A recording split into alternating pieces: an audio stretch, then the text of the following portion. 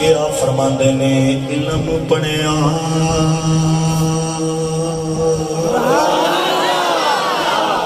पर अदब ना सिखिया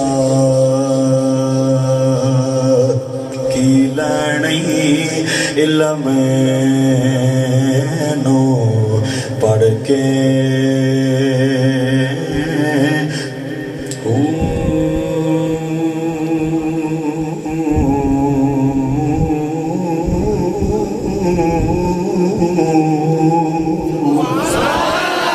बड़ी मेहरबानी जी अगली गल की आरफा ने बादशाह ने वड कर छड़ी आप फरमाते ने